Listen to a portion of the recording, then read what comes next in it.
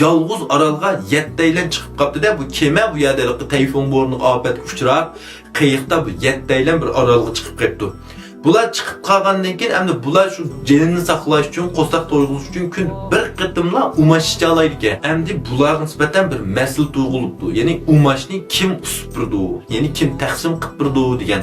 Chunki bu yerda bu chumushni kim tutsa, shuning ma'lum bir huquq cho'llisi tan hozir bo'ldi degan gap shunami? Endi bularga nisbatan hozir eng muhim masala qo'saq to'yg'ilish bo'lg'achqa, chumushni kim tutsa shu boshliq degan gap. Endi shuning bilan bular o'ylashibdi-da, shuning bilan bir bizga kasbni pishqan kasbiy tajribaga mo'l bir odam uspasun debdi.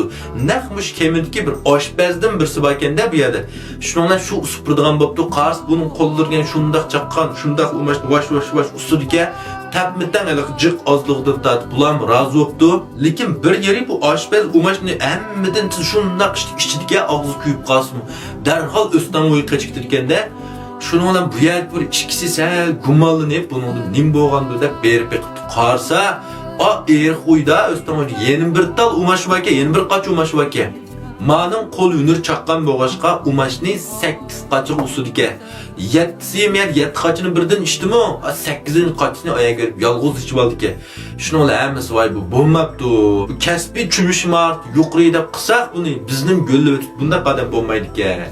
Bundan qanday qilishimiz kerak degandan keyin endi bular qoidlardan bir odam saylayli deb bu o'zining ichidagi bir oq ko'ngil yugashroq bir kichik balani bu umash tutishga buni bekitibdi. Endi bu yerda qanday bo'ldi deganda yana bir mas'ul tug'ilibdi. Bu balaning unda qilib boshliq tajribasi yo'q.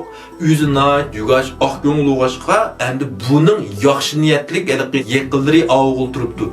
Men sen jiroq navrakan juma deb qo'ya ikkimiz degan bir manda bir tuqqandiq.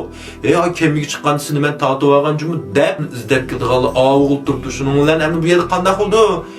Undaq bo'lsa bo'ptilar deb ma'ni hozirroq chiqib bergan. Yana bir kun ma'ni hozirroq chiqib shuning bilan bu huquqni joyida yurgizolmaydi. Amaliyotda shunday ishlar bor-ku, atrofimiz bir yugashroq bir boshliq bo'lib qolsa, hammamiz shuni yaqin bo'lib ketamiz. Shunga ba'zi boshliqlarning sal qapiga yamaraq, yuzsizroq bo'lib qolishi, o'zini ochliq tutishlik sabab dalmishadi. Endi bumi bo'lmadi, biz yeni almashtiraylik deb bular to'xtamay yig'ini ichibdi. Shuning bilan qarshi bularning ichida bir o'qituvchi bor ekan, bir doktor bor ekan, bir soqchi bor ekan, bir qiyr mo'may bor ekan, bir yosh qiz bor. Shuning bilan bular endi bir o'ylanma holatda usuli bu adil bo'ladi. Masalan, dushanba kuni men ustay, seshanba kuni sen uchrashim shu 7 kunda ussa naq bo'lmamdi deb o'ylabdi. Shular hammasi buni ma'qul debdi. Lekin yeni masala chiqibdi.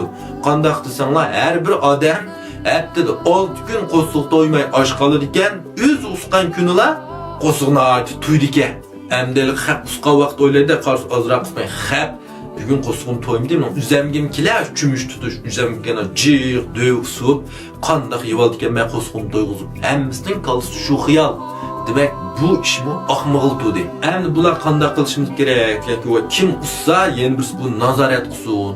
Unda xos bu nazoratchidan chataq chiqsin. U yeni birisi nazorat qilsin. Voy bu texim murakkablashib, gap talishib bu ishlar ahmaqdi. Ang oxirida bularning gapiga bak aralashib ketmaydigan, kunni shu kitobni o'qib, kitob qarab o'ltirdigan bir bala bir yaxshi bir amaldan birini tepib chiqibdi. Hammasi qoyil bo'libdi buningga. Undaqda bu qanday amal topqandi? Bu umashni zot kim mussa odil hammasi qoyil bo'lgudek bular sizlarcha. Penunchiga piyon o'qib beqinglar qani.